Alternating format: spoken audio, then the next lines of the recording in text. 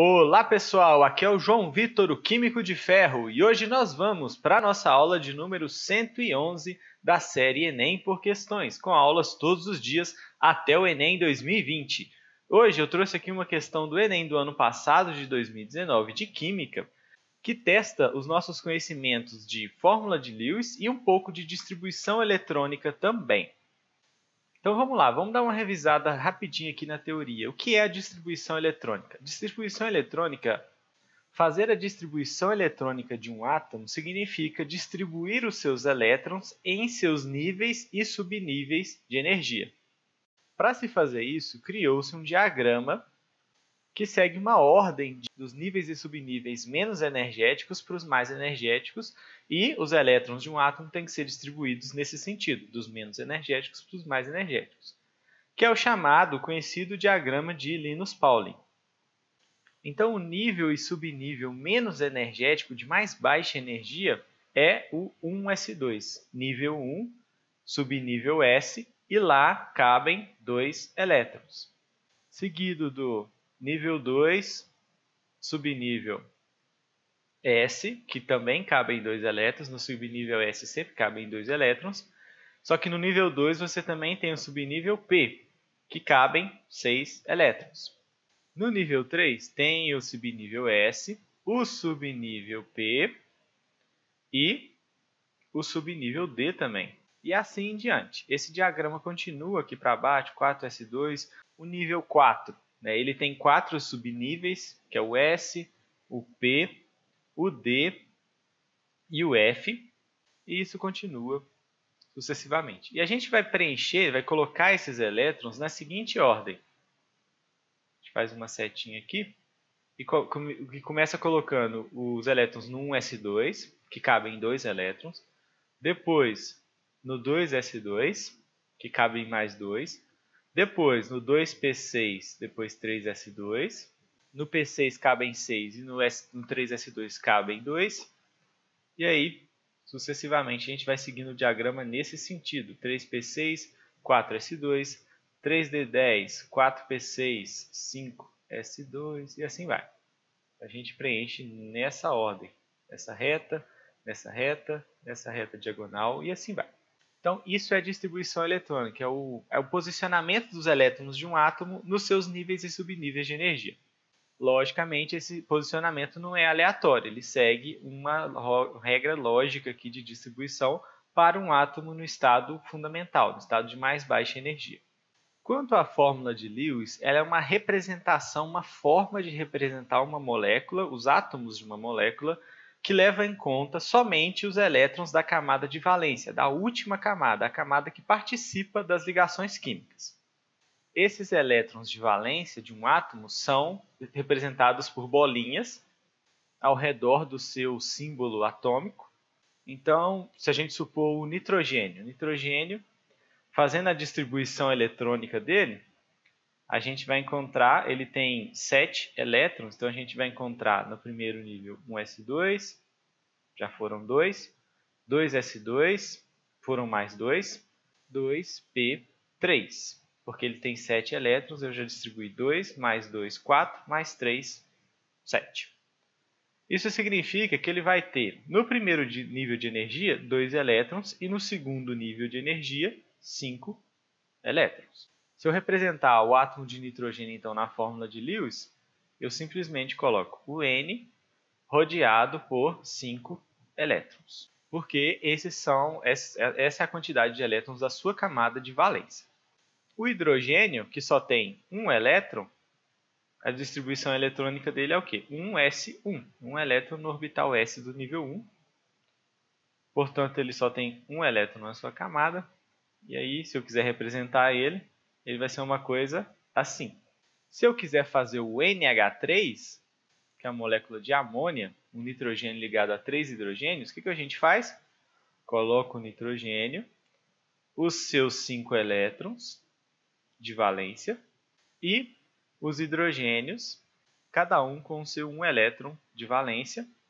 E aí as ligações covalentes, que são o compartilhamento do par de elétrons aqui entre o nitrogênio e o hidrogênio, um par de elétrons para cada hidrogênio, a gente representa na forma de traços. Então, eu tenho N, 3 hidrogênios e 2 elétrons sobrando ali. Essa é a fórmula de Lewis do NH3.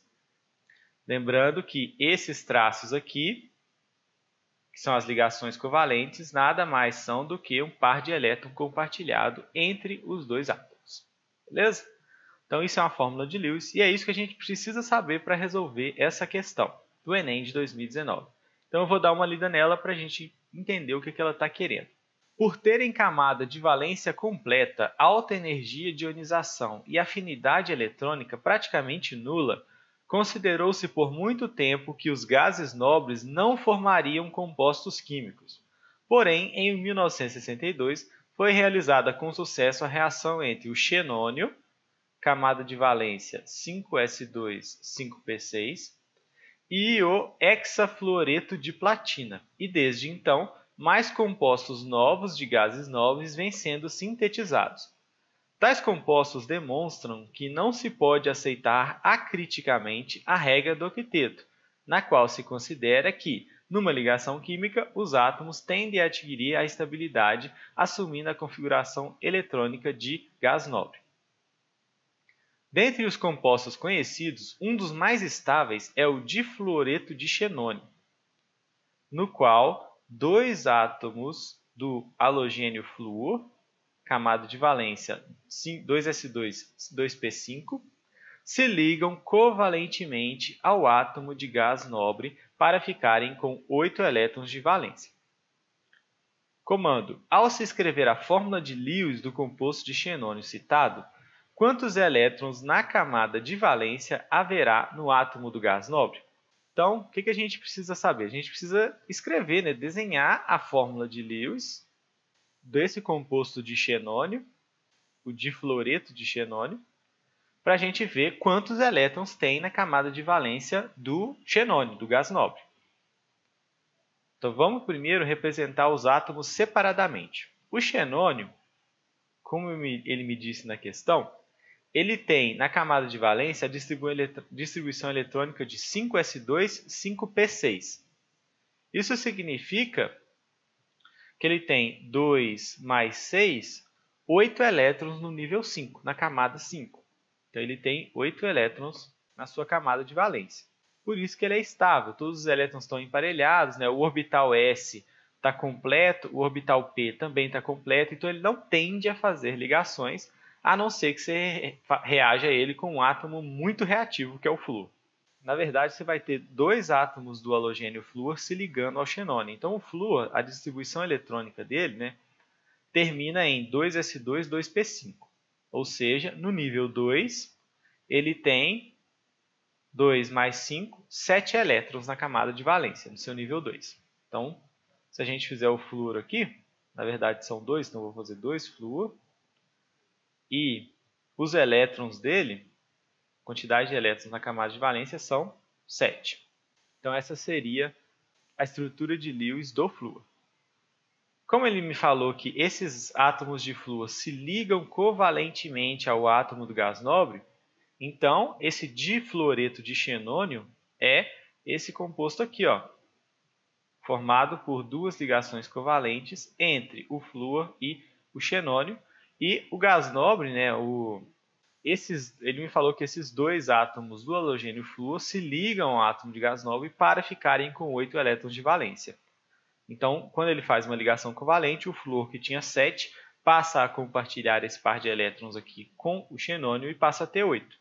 Só que nós queremos saber qual que é a quantidade de elétrons na camada de valência do xenônio e não do flúor. O flúor é 8, a gente já sabe. No xenônio, então, a gente vai ter 1, 2, 3, 4, que já são dele mesmo, 5, 6, que também já são dele mesmo, 7, 8, porque esse elétron do flúor agora faz parte da sua camada de valência, já que eles estão compartilhando, 9, 10 elétrons. Então, o xenônio vai ter 10 elétrons na sua camada de valência, porque em volta dele agora tem 10 elétrons. Os 8 que ele já tinha inicialmente, mais os 2 que ele está compartilhando com os dois átomos de flúor, um em cada ligação covalente.